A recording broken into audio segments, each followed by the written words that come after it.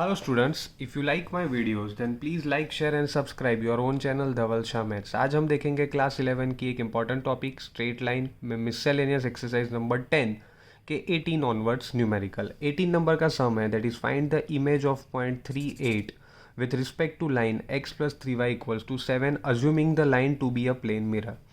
तो सबसे पहले हमने क्या किया कि 38 और AB के ऊपर से एक लाइन बना दी ये वाली, ठीक है।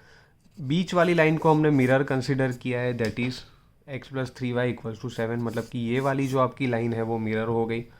तो ऑब्वियसली है कि ये जो पॉइंट है वो इसका मिड पॉइंट हो गया, तो इसको हम फाइंड कर लेते हैं दैट इज 3 + a/2 और यहाँ पे हो जाएगा 8 + b/2।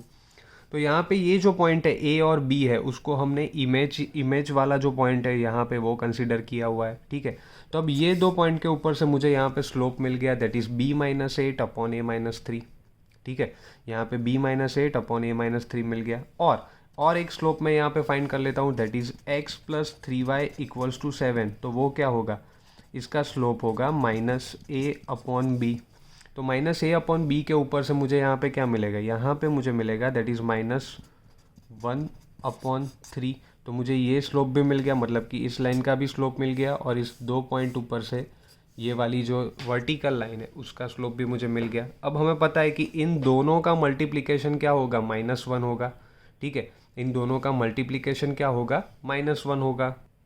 तो वो हमने यहाँ पे दिखा दिया कि b-8 × a-3 डॉट -1/3 = -1। तो इन दोनों का मल्टीप्लिकेशन -1 हो गया। आइए अब इसको सॉल्व करते हैं। तो यहाँ पे जब मैंने सॉल्व किया तो b-8/3 × a-3 मतलब कि 3a-9 = 1 हो गया।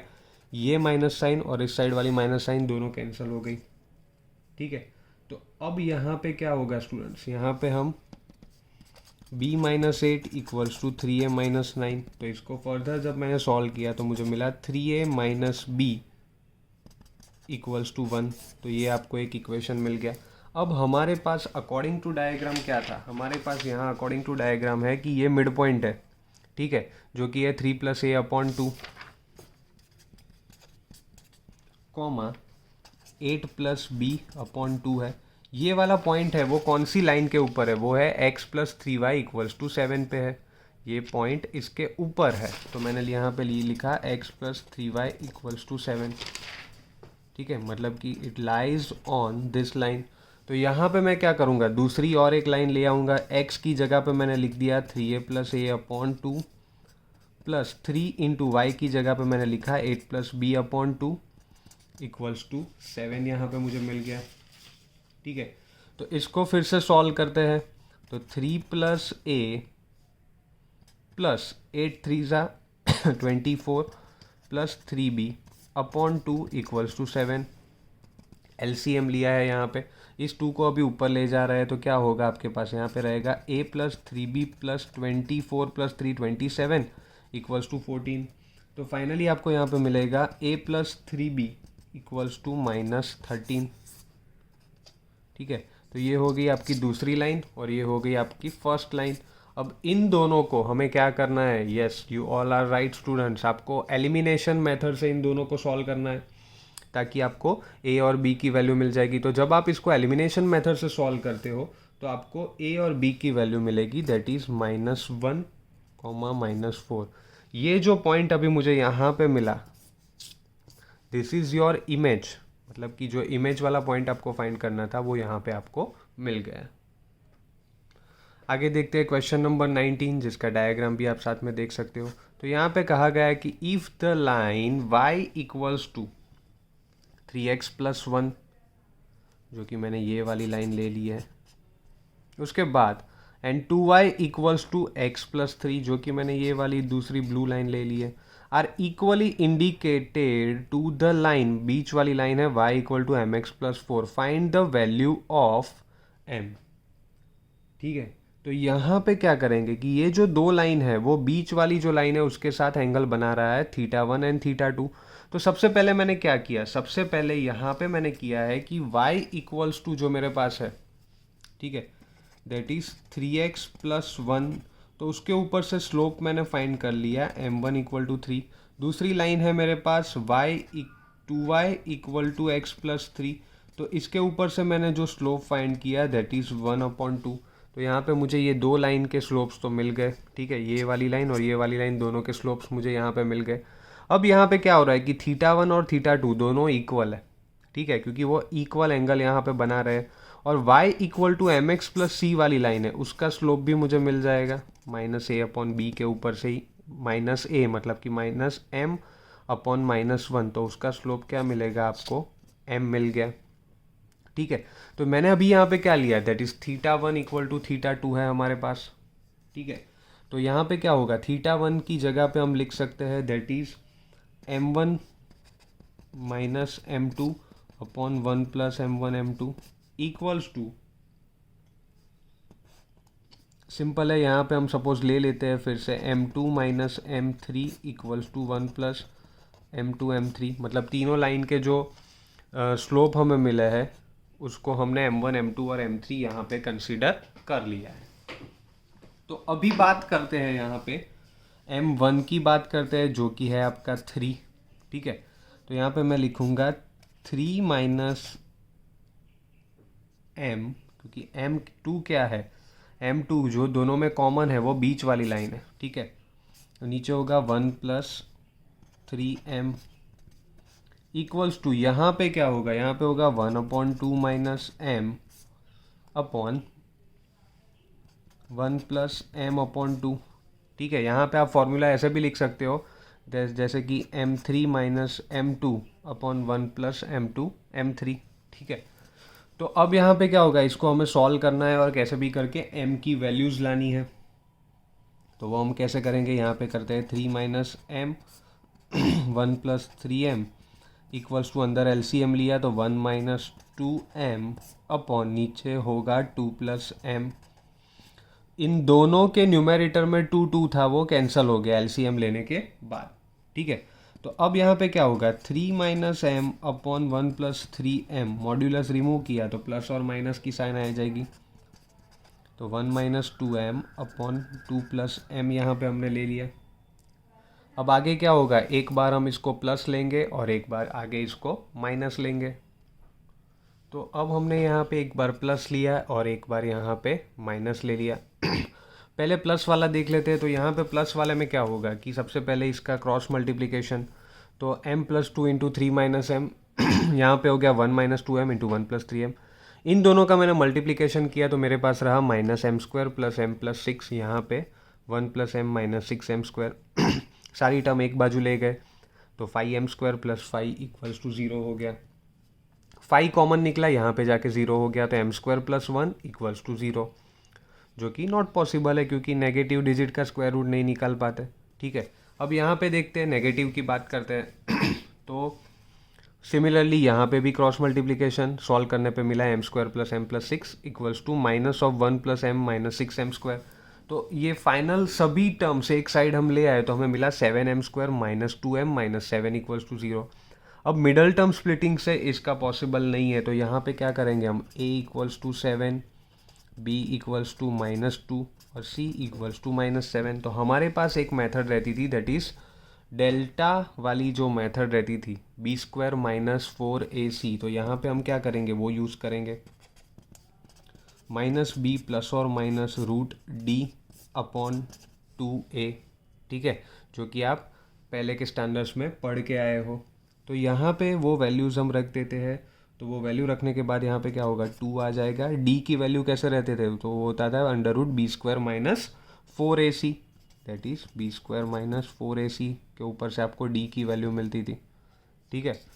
तो इसके ऊपर से जो हमने फाइंड किया तो हमें वो वैल्यू मिलेगी that is 4 minus 4 into 7 minus 7 upon 2 into 7, 2a है। तो इसको सॉल्व करने पे हमें मिला 2 प्लस और minus 4 minus 4 into 7 into minus 7 that is 1 plus 49 into 14, ठीक है।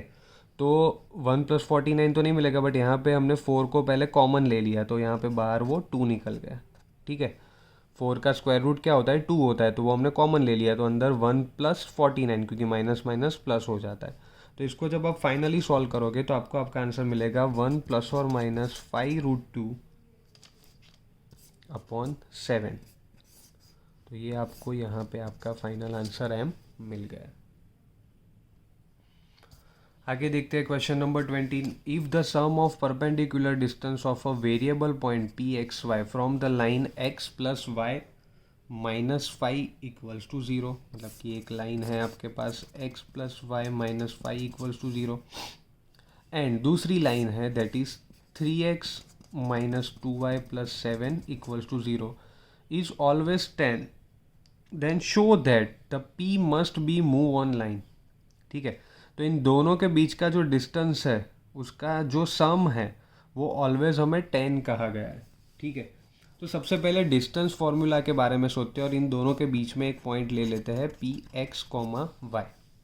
ठीक है, तो इन दोनों का डिस्टेंस इन चेक कर लेते हैं, मतलब पी का फर्स्ट लाइन से डिस्टेंस क्या है और पी का सेकेंड लाइन से डिस्टेंस क्या है वो सबसे पहले फाइंड कर लेते हैं। तो यहाँ पे सबसे पहले मैं लेता हूँ पी एक्स कोमा वाई और पहली लाइन है x plus y minus five equals to 0। तो मेरा डिस्टेंस 1 क्या होगा, d1 जो कि है ax1, a की वैल्यू है 1, x के आगे कुछ नहीं है तो 1 है, 1 इंटू एक्स मतलब x, y के आगे भी 1 ही है तो x plus y minus five upon under root 1 का स्क्वायर प्लस 1 का स्क्वायर हो जाएगा।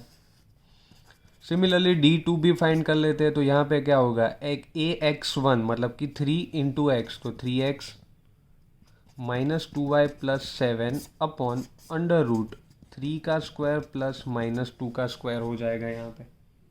ठीक है, तो अब क्या करते हैं यहाँ पे, हम यहाँ पे करते हैं कि इसको आगे सॉल्व करते हैं तो हमें मिलेगा x plus y minus five upon square root of 2, यहाँ पे हमें मिलेगा 3x minus 2y plus 7 upon square root में आपको 13 मिल जाएगा।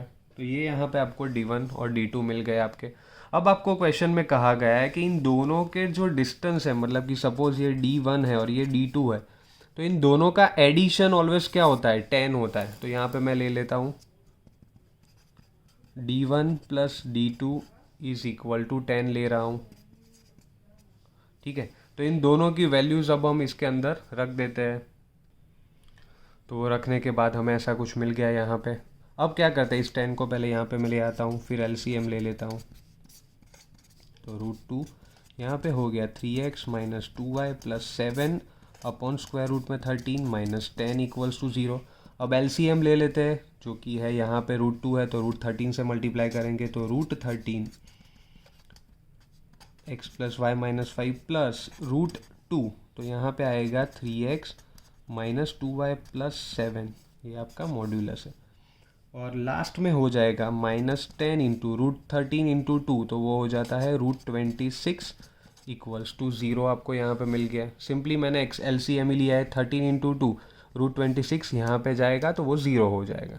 ठीक है, तो यहाँ पे अब आगे क्या करेंगे हम, यहाँ पे अब हम सोच रहे हैं कि मॉड्यूलस को रिमूव करने के बाद डिजिट्स ऑलवेज प्लस और माइनस कोई भी मिल सकती है, बट लेट अज्यूम दैट कि जो हमारी डिजिट्स है वो पॉजिटिव ही है। ठीक है, तो मैं यहाँ पे क्या कर रहा हूँ, √13 into x plus y minus five plus √2 into 3x minus 2y plus 7 minus 10 √26 equal to 0। मैंने यहाँ पे ले लिया assuming L1 and L2 are positive. ठीक है, दे आर ऑलवेज पॉजिटिव, ऐसा हमने कंसीडर यहाँ पे कर लिया है। ठीक है, तो अब क्या करते हैं, सभी को ओपन कर देते हैं। तो √13 का मल्टीप्लिकेशन अंदर कर देता हूँ, तो √13x प्लस √13y माइनस 5 √13। उसके बाद √2 को अंदर मल्टीप्लाई कर देते हैं, तो 3 √2x minus 2 √2y plus 7 √2 minus 10 √26 तो है ही हमारे पास इक्वल टू 0। यहाँ पे हमें मिल गया, सबको मैंने ओपन कर दिया। अब मैं क्या करता हूँ, जो x वाली टर्म्स है मेरे पास, मतलब कि ये वाली टर्म और ये वाली टर्म, इन दोनों को साथ में ले आता हूँ और x को कॉमन ले लेता हूँ। तो यहाँ पे क्या हो जाएगा, x को मैंने कॉमन लिया तो अंदर मेरे पास बाकी रहा √13 प्लस 3 √2, तो x का हो गया यहाँ पे। सिमिलरली अब y और y, तो यहाँ पे मैंने प्लस y को कॉमन लिया तो अंदर रहा √13 माइनस 2 √2। और लास्ट में बात करते हैं सारी कांस्टेंट टर्म, क्योंकि यहाँ पे हमारे पास 1 2 और 3 तीन कांस्टेंट टर्म है हमारे पास, दैट इज 7√2 -5√13 -10√26 इक्वल्स टू 0 हो गया हमारे पास। ठीक है, तो ये क्या शो कर रहा है कि ये एक इक्वेशन ऑफ लाइन है, क्योंकि ये कौन सा फॉर्म हो गया, ये फॉर्म हो गया ax प्लस by प्लस सी का फॉर्म हो गया आपके पास। ठीक है, ये ax plus by plus c equals to 0 का फॉर्म हो गया। तो ये शो कर रहा है कि एक लाइन है। ठीक है, तो इसका मतलब क्या हुआ कि जो पॉइंट P है इज मूविंग ऑन लाइन, मतलब कि ये जो P वाला पॉइंट था आपका, ठीक है, ये इस लाइन के ऊपर, यहाँ पे ये जो लाइन बन रही है उसके ऊपर कहीं पे भी मूव कर पाएगा।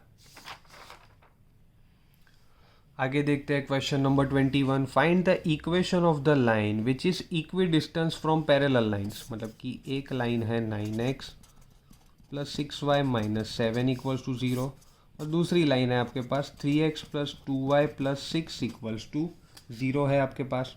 सपोज ये है L1 और ये होगी L2, इन दोनों के बीच में एक पॉइंट है सपोज H, K। ठीक है, तो इन दोनों के बीच में जो डिस्टेंस है दैट इज D1 और D2, ऑब्वियस है ये इक्वी डिस्टेंस है, मतलब कि ये दो सेम होंगे। ठीक है, तो हमें ये वाली जो बीच वाली लाइन है उसका इक्वेशन फाइंड करना है, जो कि नियरेस्ट टू सिमिलर अगले वाले क्वेश्चन से ही है जो अभी आगे हमने किया। तो सिमिलरली यहाँ पे भी हम वही करते हैं। आपके पास जो पॉइंट है H, K, उसके ऊपर से डिस्टेंस फार्मूला अप्लाई करते हैं। तो D1 क्या होगा, AX, A है 9 इंटू H, तो 9H प्लस BY तो 6 into K minus 7 upon under root 9 का स्क्वायर प्लस 6 का स्क्वायर। तो इसको आप सॉल्व करोगे तो आपको मिलेगा मॉड्यूलस में 9H plus 6K minus 7 upon 3√13 मिल गया। सिमिलरली D2 की बात करते हैं जो कि डिस्टेंस नंबर 2 है। डिस्टेंस 2 हमें मिलेगा 3H plus 2K plus 6 upon under root 3 का स्क्वायर प्लस 2 का स्क्वायर। वही फॉर्मूला है AX plus BY plus C upon under root A square plus B square. इसको जब आप सॉल्व करते हो तो आपको मिलेगा मॉड्यूलस में 3H plus 2K plus 6 upon under root of 13। तो ये आपको D1 और D2 मिल गए। यहाँ पे ये D1 और D2 सिमिलर है, मतलब कि इक्वी डिस्टेंस है। तो यहाँ पे क्या हो जाएगा D1 और D2, मैं यहाँ पे लिखूँगा it is given that D1 is equal to D2। तो हम यहाँ पे क्या करेंगे, मॉड्यूलस में 9H plus 6K minus 7 upon 3√13 equals to 3H plus 2K plus 6 upon square root में 13 ले लेते हैं, मतलब कि दोनों को हमने कंपेयर कर दिया, दोनों इक्वल है इसलिए। तो यहाँ पे अभी आगे ये √13 और √13 कैंसिल हो जाएंगे और ये 3 को हम यहाँ पे ऊपर ले जाते हैं और क्रॉस मल्टीप्लिकेशन कर देते हैं। तो क्रॉस मल्टीप्लिकेशन करने के बाद हमें ये मिला, मॉड्यूलस मैंने रिमूव किया तो यहाँ पे प्लस और माइनस आ गया। तो एक बार अभी हम केस 1 लेंगे जो कि है हमारा प्लस वाला। ये हो गया हमारा केस 1। प्लस वाले सिचुएशन में जब हमने सॉल्व किया तो ये 9H और 6K, यहाँ पे भी 9H और 6K दोनों कैंसिल हो जाते हैं, तो नॉट पॉसिबल हो गया क्योंकि H और K ही चला गया, तो वो पॉसिबल नहीं है। दूसरा केस जो हमने लिया यहाँ पे, दिस इज केस नंबर 2। तो केस नंबर 2 में हमें मिला माइनस साइन को जब हमने अंदर मल्टीप्लाई किया 3 को, तो हमें मिला 18H plus 12K plus 11 equals to 0। ठीक है, तो यहाँ पे H और K है, वो हमने एक पॉइंट लिया था PH, K, जिसको हम X और Y भी कह सकते हैं। ठीक है, तो ये आपका फाइनल आंसर आ गया, that is 18X plus 12Y plus 11 equals to 0, जो कि इक्वेशन है कौन सी लाइन का, ये बीच वाली जो लाइन थी। ठीक है, इसका इक्वेशन आपको मिल गया।